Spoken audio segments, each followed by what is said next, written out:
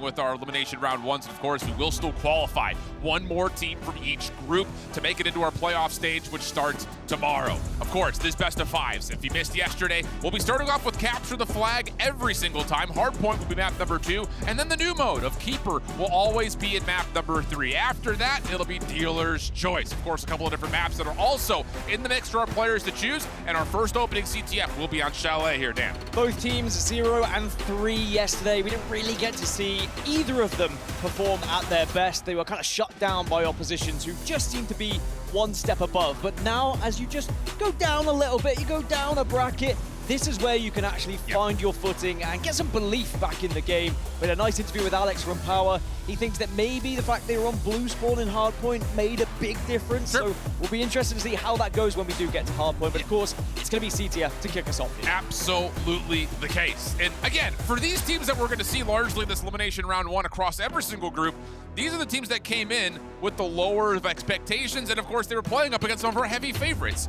Now, the difference between what happens in the middle of these groups is yet to be determined, and we very well may see how tight these squads are set up. So to be Power out of the blue side, ULA playing from the red, and again, CTF, everything all about what you can do to control the middle of the map here. Keep your eye on that pool position, and then which of the outside lanes you want to run through as we make the action unfold. But it's match number 1 of day number 2, Power and ULA. Let's get it going. Interestingly, both teams also lost their first CTF game 3-2 yesterday as well, so they were able to get caps on the board. So they know how to implement their strategy, they know how to get those flags back to the base, but perhaps they just couldn't get over that finish line here. So this is going to be an even matchup. Sure it'd be, without question. Fahid already finding himself a little sneakier out, trying to threaten an early pull as Power are making their move towards the middle of the map. And yeah, Fahid has been completely unnoticed to this point. Now, the problem here is that no one else from ULA are here to support him, so he's gonna have to make a solo mission occur while Power are still playing through mid. Potential big fight happening over towards Tunnel. At the same time, you can see in the elimination feed it's going to happen, but there is going to be a chance just to nab this flag and make a dart for it. But remember, you can see Power on the other side to try and cut this off. Yeah, they know exactly where he's coming from. They've cleared out the cave side. Now it's just about to winning over towards Tunnel, but Mansour right here to assist. Flag is down for the moment. Volks, he looks like he is able to just touch it in time to get the retrieve. Otherwise, ULA was right there off spawn trying to follow up, but everything resets back to neutral. As a reminder, if you have not watched CTF here at EWC featuring Fortnite, it is touch return. It is also 2 rounds. You will switch sides for each half where you're going to be spawning and where that flag is going to be for the opposition. So a chance to catch up. If you do feel like there is a better side here, you will have the chance to do so in the second half. And just based on what we saw yesterday, the side that Power have spawned on seemed to have been the better sides. The fact that ULA is finding so much success, getting some threat established towards getting these early pulls is already pretty darn impressive. But Power have put together a solid defense, and now with a couple eliminations happening on the outsides of the map, a chance for Power to move forward. Yeah, Power are now starting to close in on surrounding ULA here, and I'll have to see whether they can actually get a flag pull off the back of it. It looks like they will be able to utilize the bubble to get cover, and now Luta gets around the corner. Oh, and Worthy just kind of sacrifices his life for the cause. ULA have to deal with him, and now all of a sudden Looter is out of there, but he loses his double sprint. Down to just 66 HP, bobbing and weaving, down to 12. Can he find a way to get this thing over the finish line? No one else is here for ULA. Do they have any nades to possibly suppress? No. Looter will have the first capture of the game. And again, we are seeing the bubble usage just perfectly executed there by Power. Get that bubble down, give you that little bit of cover you require to get the flag round the corner, down to the middle of the map, and that's when everyone else from Power then came into the equation. Great damage just to hold back ULA enough so they can get that flag far. Oh, he actually thought he had a timing on the Looter there. Comes out of the corner in Tunnel, looking to find the 1v1, does not win it.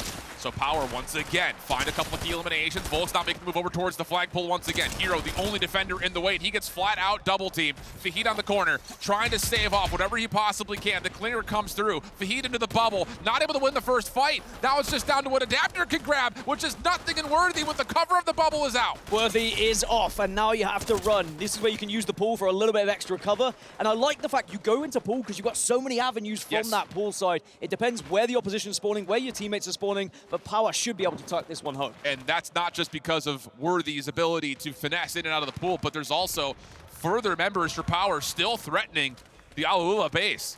You've got Adapter, who's been able to at least get back up into position to get this defense going, and as Looter and Alex will both drop, now a chance for ULA to take the mid-map. Power have done very well at controlling Tunnel, and it's meant that ULA just haven't been able to get on any side of that map, to be honest. So they've been forced through middle, forced through cave side, and has allowed Power to dominate these eliminations. Alula still playing over towards boxes. Volk's on the corner.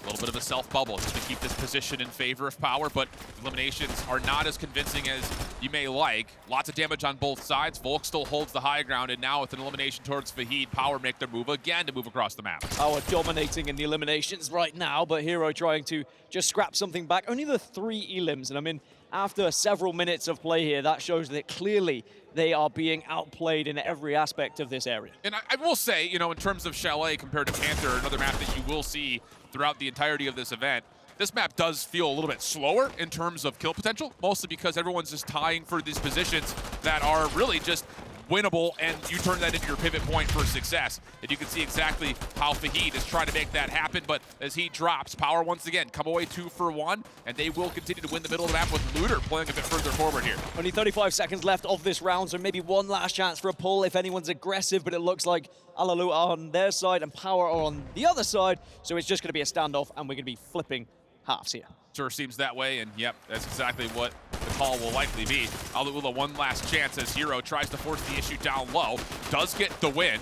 Adapter right here with him, but unfortunately, maybe it's not unfortunately, he's able to find Alex just in the nick of time. Thought he was going to be caught off guard, but like you had previously mentioned, the time is not great, and there will not be enough time for them to pull and retrieve the flag back for a capture. But all things told, not a bad half from Alula, considering the score. I mean, a couple of options where they almost got a couple of pulls, but in the end, Power do come away the victors of round 1. Yeah, we've yet to see a complete domination on Capture the Flag so far this tournament, where someone's finding 5 captures in the first half, for example. But you alluded to it earlier, being on that blue side seems to be the preference for a lot of these players, and now our Alula are going to be able to switch over, to that side and have the chance now to have potentially tunnel domination, similarly to what we saw from Power. And just for reference and history's sake, for Power, they weren't on broadcast that much when they were playing at DreamHack Dallas, but when they were, they played both Ninjas in Pajamas and Carmine Corps pretty darn close in CTF. So it definitely feels like a mode that, even though Alex said didn't feel comfortable for them yesterday, they still seem to have a pretty good grasp on it, and that is starting off well here again as Looter finds the opening double. Main difference we're seeing here from Power to our Lula is Power are still going tunnel despite being on the red side here. They are not allowing that same control that they were able to implement in the previous round, and we'll see whether that one pays off for them. But it does look like our Lula off spawn are able to answer back tunnel control over and over again. Oh, and Alex to TMP to the corner here. Fahid, low on HP, does get taken down, and unfortunately, there will just be a 1v1, which Looter coming off spawn is fully healthy to grab, and that 1v1 win now all of a sudden has Power off a pull, looking to find their 3rd score. Yeah, Power just now going to be waiting and are going to be very patient here. A good chance to jump in for a listen-in with Power.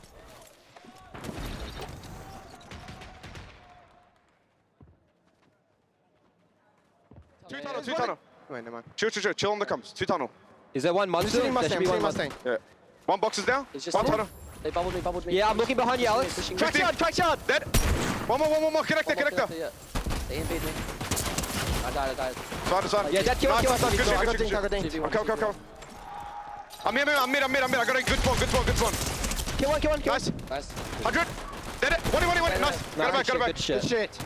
Pull, yeah. He's mid truck, I think. One mud. Yeah. I'm gonna leg tunnel. I'm gonna hold. Oh yeah, Oh, fuck. My bad. 25. I'm just watching mid. 2 on me. 3 on me. Yeah, two arches. I'm locked up connector. Nice. 100. Good shit, bro. Dead. Nice, good shit, bro. Cracked mid truck. Slowly push up. Dead tunnel. Nice. One more truck.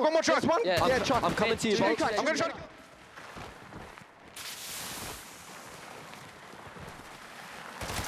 Knowing, of course, their life is on the line in terms of the elimination bracket being underfold here for the day, but still, the comms sounded good. They're picking up on what Alula are trying to do, and they're holding their lead nicely. Yeah, most importantly, holding on to that lead for sure. When you have a 2 advantage on Capture the Flag, you can just sit back a little bit. You can force your opposition to try and do something, try and get creative, but it doesn't look like our Lula have found a way through this Power defense right now. Yeah, it definitely feels like Power have taken kind of a beat back, just kind of looking to lean towards their defensive efforts, especially with only 2:20 on the clock. Whatever Alula do here, it needs to be efficient, and Hero is already establishing a threat over the backside of the truck. gets out of the corner. Looter, EMP, does take care of the shields. Worthy tagged down low. Looter really feeling the pressure, but here comes the pinch from Alex. Watching the cross, it's just Fahid, last one left alive on the backside of the play, and no, will not be able to find any more eliminations, and now Power can again move right back up the map. Looter has been so good as that anchor just at the back every single time, taking the initial damage, but also a great output of damage to make sure his teammates can clean up the pieces as they push forward. And speaking of pushing forward, Power now taking a little bit of control on the cave side. The Cling Grenade does come through, though. Stops the play through cave side. Although ULA respond with 2 eliminations of their own.